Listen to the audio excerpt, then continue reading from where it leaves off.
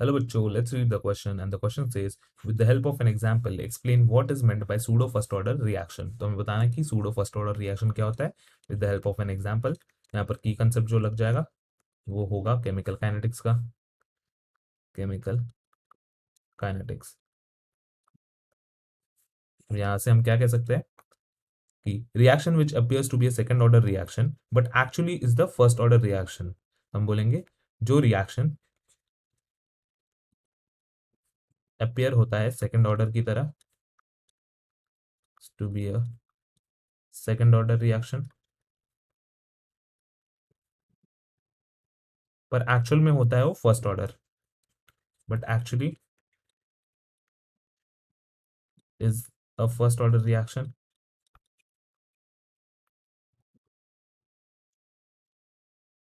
उसको हम कहेंगे it is a pseudo first order reaction. अब बोल सकते हैं यहाँ पर क्या दैट रिएक्शन या फिर बोलेंगे that type of reaction is called as is called as pseudo first order reaction. This condition occurs in a chemical reaction between two substances when one reactant is present in large amount। तो हम कहेंगे कि ये तब होता है this happens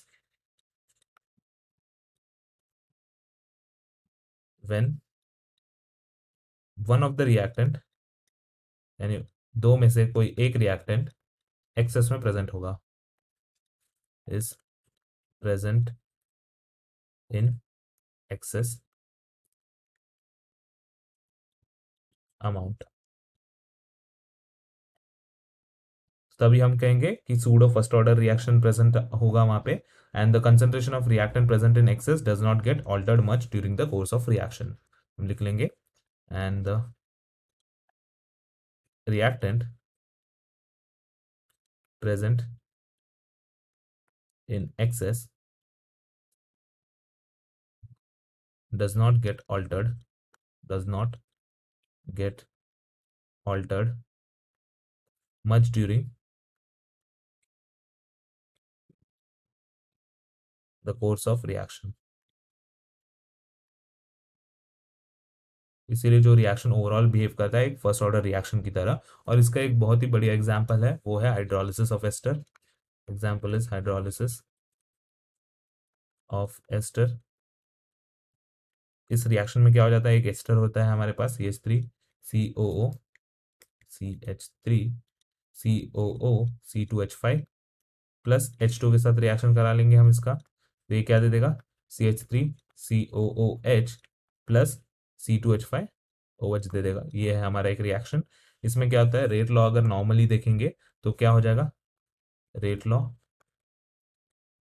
के अनुसार रेट जो हो जाएगा rate should be equal to K times concentration of CH3 COO C2H5 multiplied by the concentration of H2O।